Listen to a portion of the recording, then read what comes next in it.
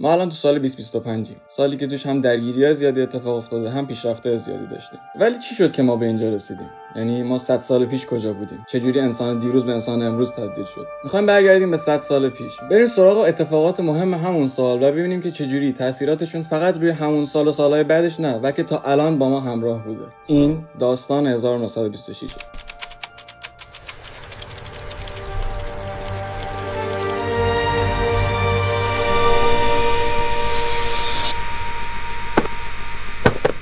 تو ویدیوهای قبلی گفتیم که جان لاگیبرد تونست حاله‌ای از صورت انسان رو تو تلویزیون نشون بده، تلویزیونی که اختراع خودش بود. این سال اومد توی لندن یه دونه نمایش عمومی برگزار کرد. اسم دستگاهی که اون روز به مردم نشون داد دستگاه تلوایزر بود که میتونست تصاویر رو به سیگنال‌های الکترونیکی تبدیل بکنه. این اتفاق شروع یک انقلاب در ارتباطات بود و باعث شد که بعدها تلویزیون مدرن بتونه اختراع بشه.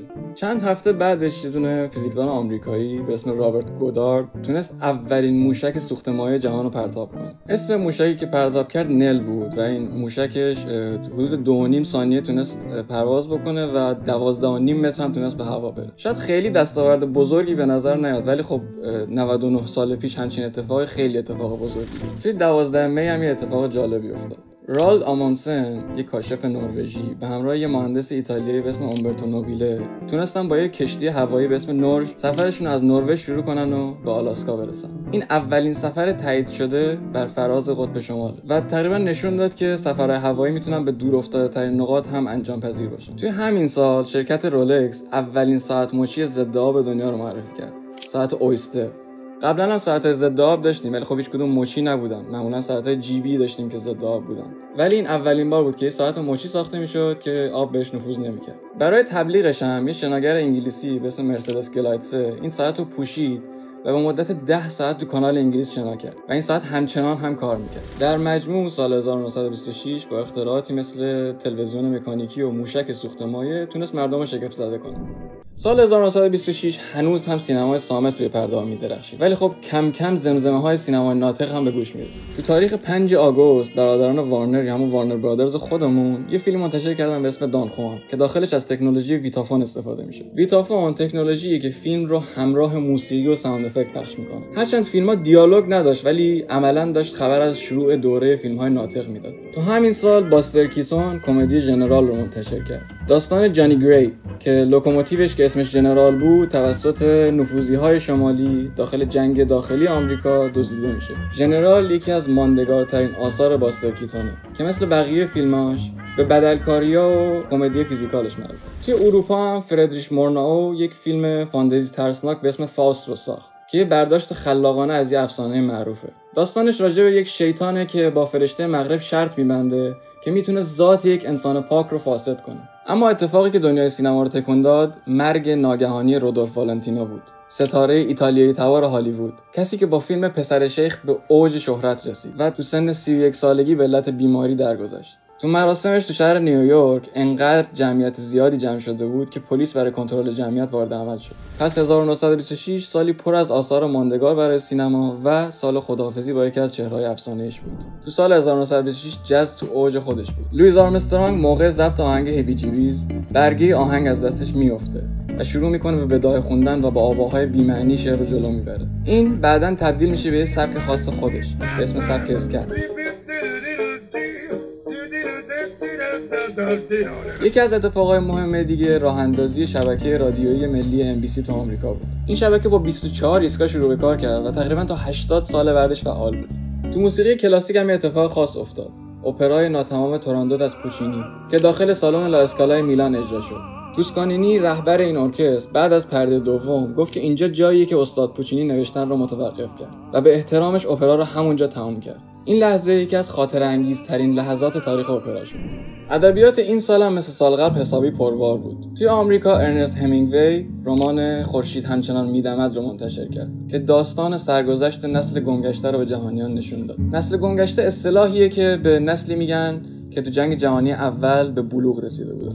توی انگلیس هم آلن مل وینی دپو رو منتشر کرد. داستان خرس بامزه‌ای که همراه دوستاش داخل جنگل زندگی میکنه. این داستان اون زمان با استقبال خیلی زیادی مواجه شد و پو تبدیل به یکی از مشهورترین شخصیت‌های تاریخ ادبیات کودک شد. توی آلمان همون سال رمان قصر کافکا منتشر شد یه رمان ناتمام که پر از فضای مرموز کافکاییه که مثل بقیه آثارش بعداً خیلی معروف شد.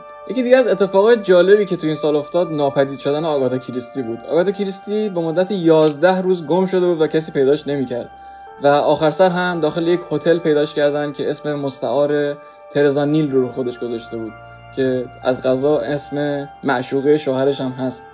آگاتا کریستی راجع به این موضوع هیچ توضیحی نداده، یعنی تا الان هم کسی نمیدونه چه اتفاقی افتاده بود و تقریبا مثل یک از کتاب‌های جنایی خودش میمونه. سال 1926 اوضاع کارگری تو بریتانیا بحرانی بود. تو تاریخ 4 می کارگرای معدن اعتصاباتشون رو شروع کردن و دولت استنلی بالدوین وضعیت اضطراری اعلام کرد. این اعتصابات 8 روز طول کشید و تاریخ 12 می تموم شد. ولی خب بعضی از کارگرها همچنان به اعتراضاتشون ادامه دادن. این ماجرا نشون داد که مشکلات اقتصادی و اجتماعی توی بریتانیا خیلی جدیه. توی لهستان مارشال یوزف پیلسودسکی اومد با کمک بخشی از ارتش کودتا کرد. این کارش شروع دوره از حکومت به رهبری خودش در لهستان بود و نقش مهمی هم توی احیای لهستان بعد از جنگ جهانی اول داشت. همسایه‌شون لیتوانی هم تو دسامبر اون سال کودتا رو تجربه کرد. رئیس جمهورشون برکنار شد و آنتونس اسمیتونا به عنوان رهبر مستبد و ضد کمونیست قدرت جدید رو در دست گرفت. کمی اون طرفتر توی پرتغال جنرال گومز دوکوستا با حمایت ارتش تونست کودتا کنه و جمهوری اول رو پایین بکشه. این حرکت دیکتاتوری ملی رو پایه‌گذاری کرد که بعدها راه رو برای حکومت استبدادی آنتونیو سالازار باز کرد. مرکز توجهات اروپا تو اون زمان یعنی آلمان هم داشت به جامعه جهانی برمیگشت. توی 8 سپتامبر اونا عضو جامعه ملل شدن. این عضویت بعد از پیمان لوکارنو نشونه مهمی از عادی‌سازی وضعیت آلمان و یه قدم مثبت برای ثبات تو اروپا بود.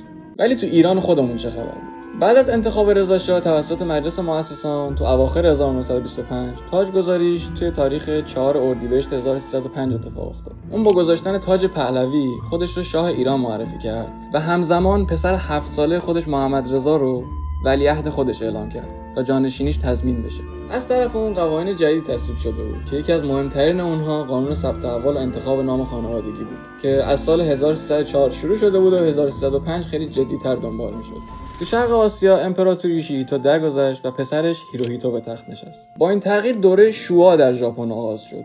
اون موقع انتقال قدرت خیلی آروم انجام شد ولی خب بعدها دوره شوا خیلی پررنگ‌تر شد. از اتفاقات بزرگ مثل جنگ جهانی گرفته تا نوسازی کشور. در کل 1926 سالی پرتنش برای سیاست بود. از اعتصاب‌ها گرفته تا کودتاها که همشون زمینه‌ساز تغییرات بزرگی در پایان دهه شدن. تو این سال یکی از بیاد ماندنی‌ترین مسابقات بوکس دنیا هم برگزار شد. جک دمسی قهرمان افسانه‌ای سنگین وزن توی ورزشگاه فیلادلفیا زیر بارون و جلوی 120,000 نفر تماشاگر به مصاف جینتانی رفت. این مسابقه 10 راند طول کشید و در آخر هم جینتانی موفق شد که با امتیاز جک دمسی رو ببره. این شکست دمسی همه رو اون زمان غافلگیر کرد. اون تا قبل از این 63 تا برد و فقط 4 تا باخت داشت. تور دو فرانس 1926 هم طولانی ترین مسیر تاریخش رو داشت. 5745 کیلومتر. شرایط به قدری سخت بود که قهرمان دوره قبل این مسابقه هم نتونست مسیر به پایان برسونه. در نهایت لوسن بویس وسط باد و بارون کوههای آلپ تونست قهرمان بشه. ولی خب نقطه غم انگیز ماجرا اینجاست که اوایل مسابقه خبر تلخ درگذشت دخترش رو بهش میدن. اما اون به مسابقه ادامه میده و در نهایت پیراهن زرد تور دو فرانس رو به تن میکنه. الان میخوایم اتفاقاتی رو بگیم که شاید خیلی مهم به نظر نیاد ولی خب ارزش شنیده شدن رو دارن. توی تاریخ 4 مارس داخل بوداپست یک گارسونی خودکشی میکنه. در کنار جسدش یه دونه پاکت پیدا میشه که روی پاکت نوشته دلیل خودکشی.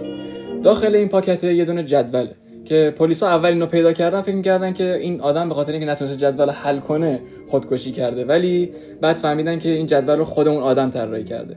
این جدول هنوزم یکی از معماهای حل نشده تاریخ به حساب میاد. 3 روز بعدش برای اولین بار آمریکا و انگلستان تونستن یک تماس تلفنی تجاری برقرار کنن. یک تماس تلفنی بین قاره‌ای. اون زمان که نه اینترنتی بود و نه ویدیو کالی، این یک دستاورد خیلی خیلی بزرگ محسوب میشد. یکی از اتفاقات مهم دیگه هم که افتاد تغییر تقویم تو ترکیه بود. اونا تقویمشون رو به طور رسمی از قمری به میلادی تغییر دادن. قبلا هم امپراتوری عثمانی سعی داشت که این کار رو تو سال 1917 انجام بده. ولی جنگ جهانی باعث فروپاشی عثمانی شد و تو این سال آتاتورک اومد و این کار رو انجام داد. آتاتورک سیستم ساعتشون رو هم به سیستم 24 ساعته بین‌المللی تغییر داد. تا قبل از این اونا از سیستم ساعت ترکی یا سیستم آلفا استفاده می‌کردن و این سیستم اینجوری بود که اونها غروب و طلوع خورشید رو فاصله بینش رو 12 ساعت در نظر می‌گرفتن و به خاطر همین به طور مثلا هر ساعت توی تابستون 60 دقیقه بود و توی زمستون هر ساعت 45 دقیقه بود. سال 1926 پر بود از تولد چهره‌هایی که بعدها دنیا رو تحت تاثیر قرار دادن. 21 آپریل دختر بچه‌ای تو خانواده سلطنتی به دنیا اومد که بعدها تونست 70 سال سلطنت کنه. الیزابت دوم. اون توی 25 سالگی به عنوان ملکه الیزابت دوم روی تخت پادشاهی بریتانیا نشست. اون به نمادی ماندگار از ثبات و پیوند ملی برای بریتانیایی‌ها میلیون‌ها نفر در سراسر جهان بدل شد. نمادی که تا زمان مرگش یعنی سال 2022 پابرجام. توی ژوئن همون سال مرلین مونرو یکی از ستاره‌های بزرگ هالیوود متولد شد. زنی که با زیبایی و استعدادش به یکی از نمادهای فرهنگ عامه تبدیل شد. اون دوران کودکیش توی یتیمخونه بزرگ شد تا اینکه توی دهه 50 میلادی تونست توی هالیوود برای خودش اسمی دست و پا کنه. اون با ما نقش اول توی فیلم‌های مثل کلش بای نایت و As Long As You Feel بازی کرده و با بازی در فیلم Some Like It Hot برنده جایزه گلدن گلوب شد. اون سال تولد فیدل کاسترو هم بود، مردی که سالها بعد انقلاب کوبا رو رهبری کرد. فیدل کاسترو علاوه بر رهبری انقلاب کوبا به مقام نخست وزیری و رئیس جمهوری کوبا هم رسید. اون در بین رهبران کمونیست جهان طولانی ترین دوره حکومت رو داشت. در ایران هم علی جوان، فیزیکدان و مخترع اولین لیزر گازی جهان تو تاریخ 5 دی 1305 به دنیا آمد. لیزر گازیش ترکیبی از گاز هلیوم و نئون بود و از اون برای ثبت اولین تماس تلفنی به کمک یک لیزر نوری تو سال 1960 استفاده کرد. تو این سال شعبده‌باز افسانه‌ای و استاد فرارهای غیرممکن رو هم از دست دادیم. هری هودینی، کسی که توی 52 سالگی به علت پارگی آپاندیس درگذشت. نکته جالب اینه که این اتفاق دقیقاً شب هالووین افتاد و به شایعاتی که حول زندگی هودینی بود دامن زد. یکی از معروف‌ترین اون شایعات این بود که هودینی پیش‌بینی کرده که دقیقاً شب هالووین میمیره. ویدیومون رو با یه آهنگ از سال 1926 تمام می‌کنیم. مرسی که تا اینجا همراه ما بودید. من سینا و اینجا دباکس. What can I say, dear, after I say I'm sorry? What can I do to prove it to you? I'm sorry.